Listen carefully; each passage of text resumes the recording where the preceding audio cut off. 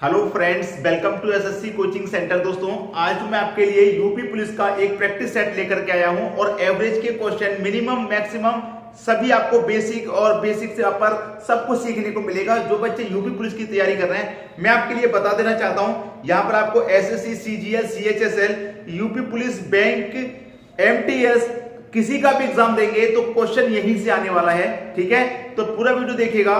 तो यहाँ पे क्वेश्चन है आपका, प्रथम 100 धन पूर्णांकों का औसत कितना है। प्रथम 100 धन पूर्णांकों का औसत पूछा गया है। तो देखिए, आप जानते हैं कि धन पूर्णांक क्या होते हैं, इसका क्या फॉर्मूला रहता है। जैसे कि 100 तक की बात कर रहा है वो, तो क्या करेंगे, 1 2 3 4 ऐसे ही कहां तक आपका 100 तक की उसने बात कह दी, 100 तक की बात कह दी। तो इसका तरीका क्या रहता है, देखिएगा, पहली संख्या दूसरी संख्या में 1 का अंतर है, दूसरी में तीसरी में 1 का, 3 से 4 में 1 का अंतर आपका समान चल रहा है। जब अंतर आपका समान चलता है तो क्या कर देंगे, क्या फॉर्मूला रहता है, फॉर्मूला रहता है भाई first plus last divided by 2 रहता है। ठीक है, ये फॉर्मूला है, नोट कर लेना। तो आपका फर्स्ट संख्या 1 है, लास्ट संख्या 100 है, डिवाइड बाय 2 करेंगे, 1 और 100 कितना हो जाएगा, 100 101 हो जाएगा। 2 से डिवाइड कर देंगे, आंसर आ जाएगा आपका, 2 से डिवाइड कर देंगे, 2 5 10, 2 5 10, 105.5। ये आपका आंसर आ गया भाई। ये क्या हो गया, बिल्कुल सही जवाब हो गया। तो आसानी से प्रश्न बन जाएंगे, ये सभी प्रश्न आपके आसानी से बन जाएंगे जो मैं लेकर के आ रहा हूं। पूरा वीडियो देखिएगा, यानी कि यूपी पुलिस पे पूरी तरीके से फोकस किया जा रहा है। आपका यूपी पुलिस का पूरे प्रैक्टिस सेट हम आपके लिए कराएंगे, सभी चैप्टर के पूरा नोट्स बनवा के देंगे आपको। ठीक है, चलिए अब देखते हैं अगला क्वेश्चन। अगला सवाल है, 100 से लेकर 500 तक की सभी पूर्णांक संख्याओं का औसत है।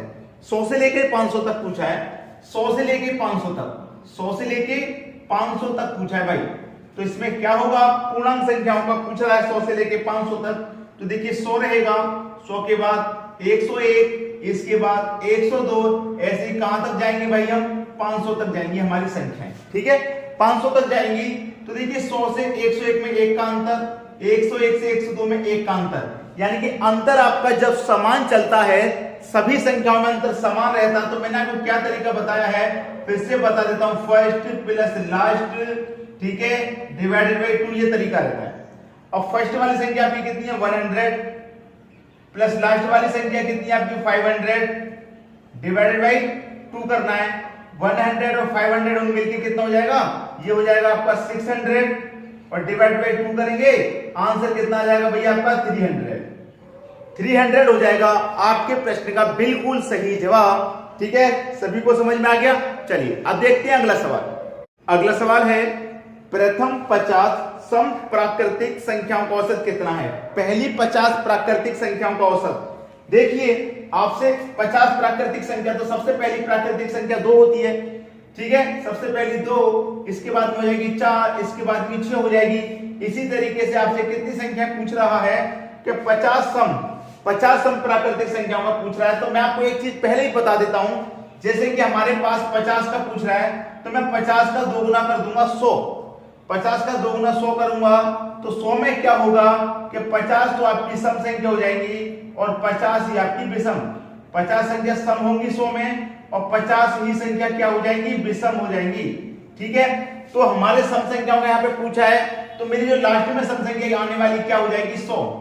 क्योंकि हम एक संख्या को छोड़ करके चल रहे हैं, तो 100 संख्या हमारी कब होंगी, जब हम 100 पे पहुंच जाएंगे, तभी तो हमारी 50 संख्या होंगी। क्योंकि इसमें जो पूछ रहा है वो 50 प्राकृतिक संख्याओं का पूछ रहा है। तो देखिए भाई, अंतर कितने का है, 2 का, अंतर कितने का है, 2 का, तो अंतर आपका समान चल रहा है। तो समान जब अंतर रहे तो first plus last divide by 2 कर देंगे। तो फर्स्ट आपका 2 है, लास्ट आपका 100 है, डिवाइडेड बाय 2 कर देंगे, 2 और 100 102 हो जाएगा। आंसर कर देंगे, कितना आ जाएगा, 51। ये बिल्कुल सही जवाब है, 51 आपका बिल्कुल सही आंसर हो जाएगा। क्लियर सभी को। चलिए अब देखेंगे अगला सवाल। अगला सवाल है, 1 से लेकर 50 तक की सभी सम संख्याओं का औसत क्या होगा। 1 से लेकर 50 तक सभी सम संख्याओं का।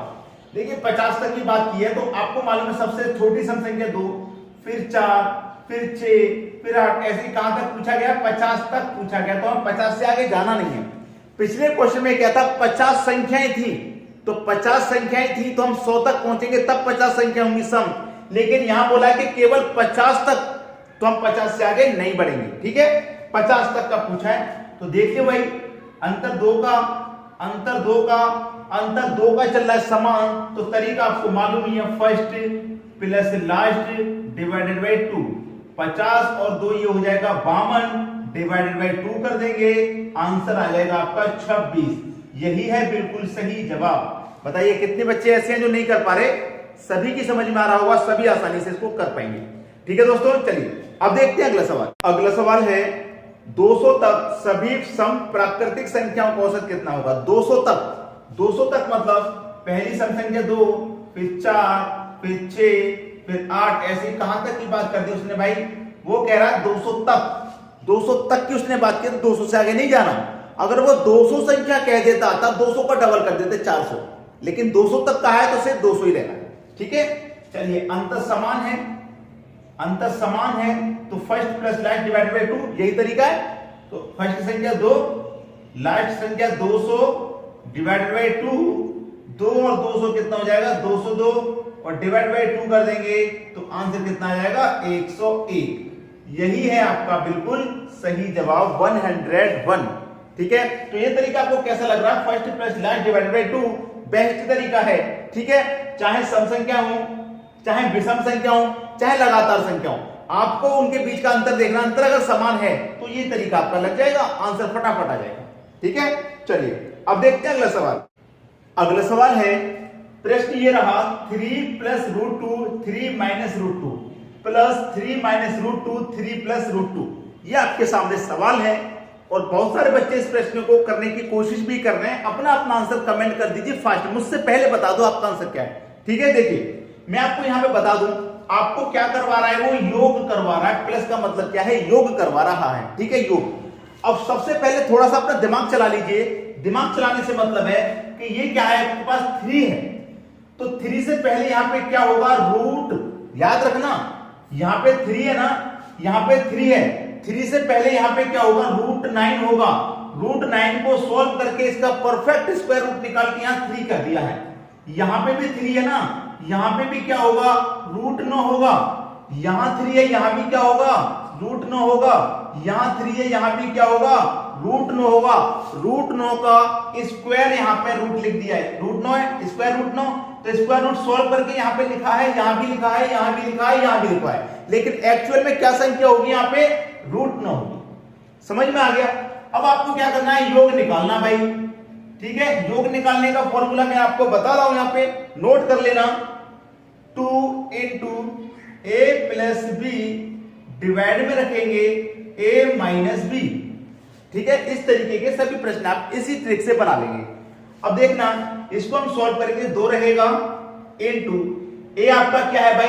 ए आपका है ये रहा 3 नहीं, रूट 9। या इसकी जगह पे यहां ये रखेंगे, क्योंकि आपको ये मालूम हो गया है कि ये तो स्क्वायर रूट 9 का है, ये 3 क्या है? 9 का स्क्वायर रूट है। यहां पे जो 3 लिखा है ये 9 का स्क्वायर रूट है, यहां पे स्क्वायर रूट में 9 होगा, इसको सोल्व करके 3 लिख दिया है। तो a का मान पता चल गया हमारे पास कितना है? रूट 9। a का मान कितना है? चलिए इसको मैं ब्रैकेट में लिख देता हूं पहले, रूट 9। ठीक है, प्लस का साइन है भैया, प्लस कर लो। b का मान कितना है? रूट 2। b का मान है भाई रूट 2। अब बटे में क्या है? बटे में क्या है उसको देख लेना।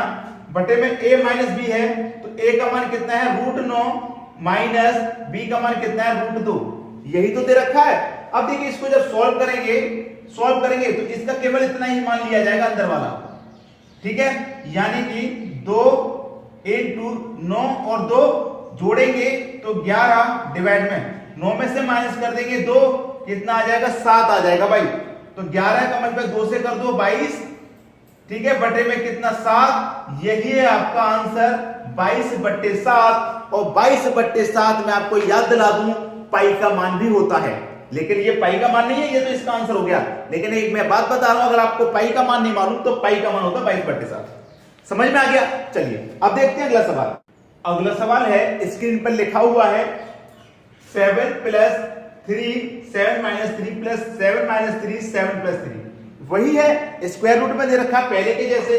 पहले ये वाली जो संख्या थी वो सोल्व करके दे रखी थी, क्योंकि वहां पे मालूम था 3 जो है 9 का स्क्वायर रूट होता है, ठीक है, लेकिन 7 का होता नहीं है, तो यहां लिख नहीं सकते, यहां पूरा लिखना पड़ेगा। तो योग का फॉर्मूला मैं आपको पहले ही बता दूंगा हूं, फिर से बता रहा हूं, नोट कर लीजिए। योग आपको निकालना है, योग निकालना है तो क्या रहेगा भाई, 2a प्लस बी बटे में a माइनस बी, ठीक है। चलिए 2a का मान कितना 7 है, 7, b का मान 3 है बटे में a का मान 7, b का मान 3, ठीक है। इसी को सॉल्व करेंगे, जब इसको सॉल्व करेंगे 7 और 3 10 हो जाएगा, 10 बटे में कितना, 7 में से 3 जाएगा 4 आ जाएगा, यही तो है, 4 आ जाएगा। अब 10 का मल्टीप्लाई 2 से कर दो तो ये 20 हो जाएगा, डिवाइड में 4 है, 4 से 20 कट जाएगा, रियल में आंसर आपका 5 हो जाएगा। रियल में आंसर कितना, 5 हो जाएगा। यही है आपके प्रश्न का बिल्कुल सही जवाब। क्लियर है? चलिए अब देखते हैं अगला सवाल। अगला सवाल है आपका, ये देखिए यहां पे जो क्वेश्चन है, अभी तक आपने प्लस सीखा था, लेकिन यहां पे अब माइनस करवा रहा है, अब अंतर करवा रहा है। तो देखिए अंतर निकालने का भी मैं आपको फॉर्मूला आपको लिख देता हूं, ठीक है। अंतर निकालने का जो फॉर्मूला है मैं यहां पे लिख देता हूं, 4 स्क्वायर रूट में a और b, ठीक है, और बटे में क्या रहेगा, बटे में रहेगा a माइनस बी। क्लियर है? ये फॉर्मूला पुट कर दो, आंसर आ गया। चलिए निकालते हैं, 4 स्क्वायर रूट में a गुने b, a कितना है 7 है, b कितना है 3 है, बटे में a का मान 7 है और b का मान 3 है। बस सवाल हो गया। चलिए ये है आपके पास 4, 7 का मल्टीप्लाई 3 से करेंगे तो 21 हो जाएगा, 21 बटे में 7 में से 3 को घटा देंगे 4 बचेगा, और 4 से 4 कैंसिल, तो आपके पास बचा क्या आंसर, रूट में 21। यही है आपका बिल्कुल सही जवाब। क्लियर है? आ गया समझ में? बहुत इजी था, और मैं इजी लैंग्वेज में ही बताने की कोशिश करता हूं ताकि सभी बच्चों को आसानी से समझ में आ जाए, ठीक है। ये फॉर्मूले आप नोट कर लेना अपने नोटबुक में, जब आप रिवीजन जब भी करेंगे तो आपको आसानी से समझ में आ जाएगा। चलिए अब देखते हैं अगला सवाल। अगला सवाल है, एक और सवाल दोस्तों आपकी स्क्रीन पे लिखा हुआ है, और इसमें भी क्या करवा रहा है, वो माइनस, ठीक है। तो माइनस यानी कि अंतर करवा रहा है, और अंतर का मैं फॉर्मूला अभी अभी लिखवाया था, शायद आप भूल गए हैं, नहीं भूलना। अंतर का फॉर्मूला होता है 4 स्क्वायर रूट में ए बी बटे में a माइनस बी, यही तो होता है। 4 लिखो, a का मान कितना है 3, a का मान कितना है 3, b का मान 2 बटे में आ जाओ, a का मान 3, b का मान 2, सॉल्व कर लीजिए भाई, 4, 3 दूने का 6 हो जाएगा, ठीक है, और 3 में से 2 घटा देंगे तो 1 बचेगा, 1 ही तो बचेगा। अब 1 से इसमें डिवाइड देंगे पूरे में, तो यही इसका मान रहेगा, 4 स्क्वायर रूट में 6, यानी कि यही क्या है आपके प्रश्न का बिल्कुल सही जवाब। समझ में आ गया सभी को? किसी को कोई प्रॉब्लम या कोई समस्या तो नहीं है? ऐसे ही इजी लैंग्वेज में आपको कराऊंगा सवाल, ताकि आपको बहुत अच्छे समझ में आए, ठीक है दोस्तों। चलिए अब देखते हैं अगला सवाल। अगला सवाल है, क्वेश्चन है 0.3 के ऊपर बार प्लस 0.7 के ऊपर बार का मान बताइए क्या होगा।